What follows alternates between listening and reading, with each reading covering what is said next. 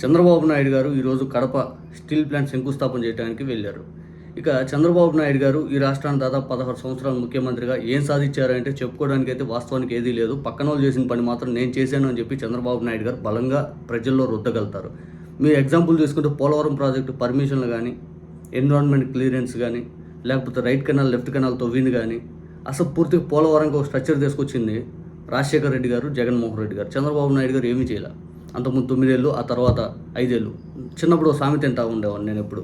చంద్రబాబు నాయుడు గారు వేసిన శంకుస్థాపన రాళ్ళన్నీ లెక్కేసుకుంటే ఆ డబ్బులన్నీ ఒక సంవత్సరం బడ్జెట్ అయితే ఆంధ్రప్రదేశ్ కానీ చిన్నప్పుడు నాకు ఒక సామెత ఉండేది ఊర్లలో. అది నిజమని చెప్పి ఈరోజు నాకు మళ్ళీ అర్థమవుతా ఉంది. ఎందుకంటే చంద్రబాబు నాయుడు గారు ఈ కడప స్టీల్ ప్లాంట్కి 2004 ముందు శంకుస్థాపన చేయాల. 2014 నుంచి 19 వరకు ఏనాడు కూడా అది గుర్తుకురాలా. రాజశేఖర రెడ్డి గారు 2004 నుంచి 9 మధ్య కడప స్టీల్ ప్లాంట్ శంకుస్థాపన చేశారు. చంద్రబాబు నాయుడు గారు విభజన చట్టం ప్రకారం బీజేపీ అనేది, కేంద్ర ప్రభుత్వం అనేది ఈ కడప స్టీల్ ప్లాంట్ నిర్మించాలి. 2014-18 వరకు కడప స్టీల్ ప్లాంట్ అనేది కేంద్ర ప్రభుత్వం నిర్మించాలని చంద్రబాబు నాయుడు గారు అది ఎక్కడ అడగల. తర్వాత బీజేపీ నుంచి తెగదంపులు చేసుకుని రాజకీయంగా బయటకు వచ్చేసి ఇంకా బీజేపీని విమర్శించాలనే భాగంతో ప్రతి నెలకు ఒకటి కొత్తగా ప్రారంభోత్సవాలు చేస్తూ ఉండేవాళ్ళు.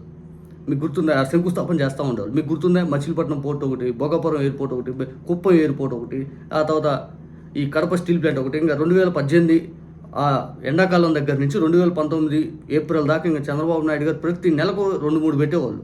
అందులో భాగంగా ఈ కీలకమైనవి అప్పుడు పెట్టారు. చివరాఖరికి వచ్చి చంద్రబాబు నాయుడు గారు గత 5 సంవత్సరాలు ఈ కడప స్టీల్ ప్లాంట్ ముందుకు రాలేదు, నేను కానీ ఉంటే మొత్తం అయిపోయేదని చెప్పి చెబుతూ 2 ఏళ్ళలో కంప్లీట్ అవుతుంది అన్నారు. 2 ఏళ్ళలో కంప్లీట్ అవుతుంది అన్నారు. నిజం చెప్పాలంటే 2019 డిసెంబర్లో జగన్ గారు కడప స్టీల్ ప్లాంట్ శంకుస్థాపన చేశారు. లిబర్టీ స్టీల్ అని చెప్పి ఒకరిని తీసుకొచ్చి శంకుస్థాపన చేపిస్తే ఆ తర్వాత కరోనా వచ్చింది. కరోనా తర్వాత లిబర్టీ స్టీల్ అనేది ఆర్థికంగా అతలాకుతలం అయితే ఆ తర్వాత 2 సంవత్సరాల కరోనా టైంలో వాళ్ళు మేము తర్వాత ఇన్వెస్ట్ చేయలేము అని చెప్పి వెనక్కి తగ్గితే మళ్ళీ జేఎస్డబ్ల్యూ సజ్జన్ దిన్నాల్ గారితో మాట్లాడి మళ్ళీ 2023లో ఫిబ్రవరి నెలలో ఇదే కడప స్టీల్ ప్లాంట్ శంకుస్థాపన చేశారు. ఇదే చంద్రబాబు నాయుడు గారు 2018 డిసెంబర్లో శంకుస్థాపన చేసింది వేరే చోట, కనబాలపల్లి ఒక చోట ఉంది. ఆ తర్వాత జగన్ గారు వచ్చి సున్నపురాలపల్లి అని చెప్పి ఇంకోసారి శంకుస్థాపన చేశారు. ఆ శంకుస్థాపన చేసిన ప్రాంతంలోనే ఈరోజు చంద్రబాబు నాయుడు గారు మళ్ళీ శంకుస్థాపన చేశారు.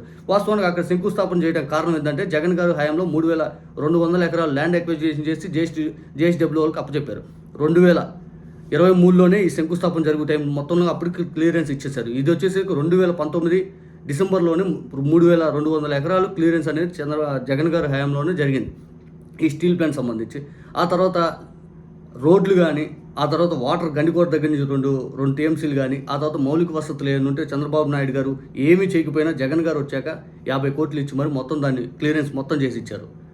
ఇంత చేసిన జగన్మోహన్ రెడ్డి గారు ఈరోజు ఏమీ చేయలేదంట. ఇదే సజ్జన్ జిందాల్ గారిని ఇదే కడప స్టీల్ ప్లాంట్ సంబంధించి ఈ 2 సంవత్సరాలు ఎంత వేధించారు మనందరూ తెలుసా?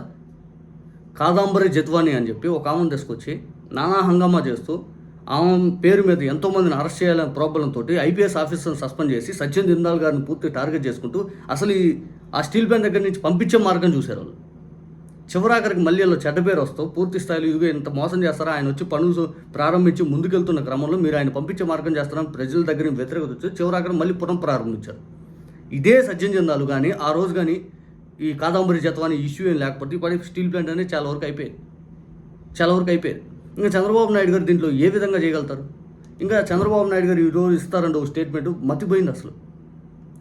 చంద్రబాబు నాయుడు గారు విశ్వసనీయత అంట ఇది. జనాలు నిజంగా వాళ్ళ రియాక్షన్ కూడా చూడండి, పబ్లిక్ రియాక్షన్ కూడా చంద్రబాబు నాయుడు గారు ఇచ్చిన రియాక్షన్ తోటి. నేను చేసేది విశ్వసనీయమైన రాజకీయం. ఒక మాట చెప్తే మాట మీద నిలబడమే కాకుండా దాన్ని చేసి చూపించాం కాబట్టి ఈ రోజు పెట్టుబడులు వస్తున్నాయి. నేను అడుగుతున్నా ఈ మొత్తం మిమ్మల్ని అందరినీ, మన రాజధాని అమరావతి అవునా కాదా అని మిమ్మల్ని అడుగుతున్నా. గట్టిగా చెప్పండి. ఈ కడప గడ్డ మీద మనం అందరం చెప్పాల్సింది మన రాజధాని అంటే సగౌరవంగా అమరావతిని గట్టిగా చెప్పండి. స్టేజ్ మీద ఉన్న ఎంతమంది చెప్పారు సార్? చంద్రబాబు నాయుడు గారు విశ్వసనీయత రాజకీయాలు చేశారంట. ఒక మాట ఇస్తే దాన్ని కట్టుబడి ఉంటాడంట చంద్రబాబు నాయుడు గారు.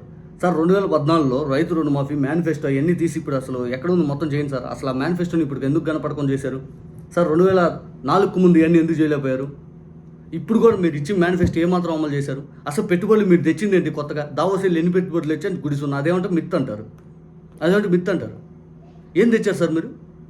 ఒక్కటి చెప్పండి. ఇదే జేఎస్డబ్ల్యూ తీసుకొచ్చిన జగన్ గారు. ఆ మౌలిక వసతులు కల్పించిన జగన్ గారు, ల్యాండ్ ఎక్విజిషన్ చేసిన జగన్ గారు, ఆ తర్వాత వాళ్ళకి పూర్తి స్థాయిలో ఎటువంటి ఏ ఇబ్బంది లేకుండా మొత్తం జగన్ గారి హయాంలో చేస్తే మళ్ళీ మీరు ఏంటంటే నేను చేశాను అని చెప్పి చెల్లికి చేయాలి మళ్ళీ పెళ్ళి అని చెప్పి మళ్ళీ చేశారు. ఆగిపోయిన ఏదైతే మీరు ఆపేసినటువంటి ఈ ప్లాంట్ ఏదైతే ఉందో మళ్ళీ మీరు శంకుస్థాపన చేశారు అంతే. మీరు వచ్చి ఇదిగో ఇది మేము చేసామని చెప్పండి, ఇది మేము చేసామని చెప్పండి. ఏమీ చేయలే. రెన్యూవల్ రిసోర్సెస్ ఏదైతే ప్రాజెక్ట్ సంబంధించి రెన్యూది కానీ, లేకపోతే రిలయన్స్ వాళ్ళది కానీ, లేకపోతే గ్రీన్ కో వాళ్ళది కానీ, ఇవన్నీ జగన్ గారు తీసుకొచ్చినాయి. మళ్ళీ మీరు వెళ్ళి మేము చేసాం భోగపురం ఎయిర్పోర్ట్ మేము చేసాం, పోర్టు మేము చేసాం, ప్రతిదీ మేము చేసాం. ఈ తప్పితే చంద్రబాబు నాయుడు గారు మీరు ఒక్క పెట్టుబడి కొత్తది తీసుకొచ్చారని చెప్పండి, ఒక్కటంటే ఒకటి. ఆదాని డేటా సెంటర్ ఉంది, దానికి గూగుల్ అని చెప్పి మళ్ళీ పైన హడావుడి. అసలు ఆదాని గూగుల్ కొలాబరేషన్, ఆదాని వాళ్ళు పెట్టుబడులు పెట్టి ఆదాని వాళ్ళకి ల్యాండ్ అంతా పూర్తి వాళ్ళకి బదలాయించి పూర్తి వాళ్ళ చేతుల్లో మనం పెడితే వాళ్ళ పెట్టుబడితో వాళ్ళు చేస్తే అది గూగుల్ మేము చేసాం. గూగుల్ చేసుకున్నటువంటి ఆ ఎంఓ ఏదైతే బయట పెట్టండి అది బయట పెట్టరు.